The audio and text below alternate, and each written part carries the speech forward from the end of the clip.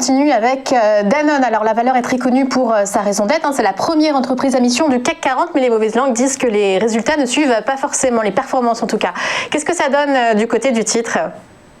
Alors c'est exactement ça, c'est effectivement la première entreprise à mission, avec un PDG qui a une image justement très ISR, très sociale, très écolo, mais qui a dû prendre des mesures très fortes justement, car les investisseurs sont très clairement détournés de cette valeur avec une baisse plus que significative l'année dernière. Donc très clairement, les acheteurs répugnent, on va employer quand même donc en fait un terme fort, mais répugnent à venir sur cette valeur.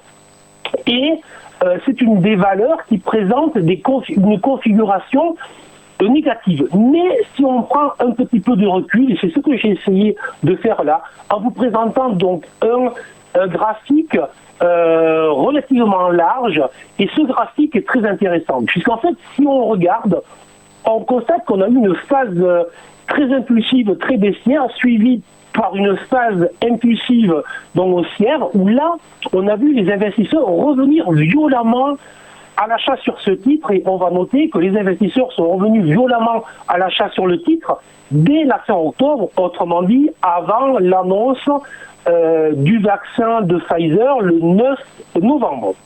Donc ça, on le note.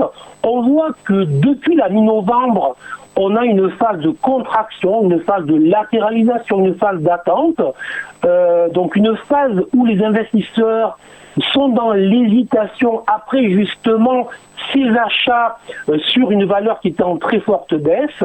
Et tout simplement, on a en fait une configuration qui n'est pas, mais qui ressemble pour les spécialistes à une ETEI, une épaule, tête-épaule inversée.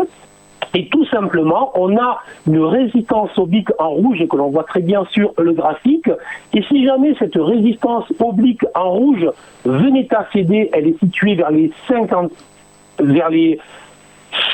55 euros. À ce moment-là, on aurait un potentiel haussier vers les 65 euros, donc un upside quand même très intéressant. Alors attention, c'est à valider, c'est toujours à valider en clôture jour, toujours à valider avec du volume pour montrer l'intérêt des investisseurs. Mais si jamais la valeur venait à s'affranchir des 55 euros, 55,50 euros pour être précis, dans les prochaines journées, à ce moment-là, peut-être qu'on aurait l'occasion de retrouver une dynamique enfin positive sur le titre.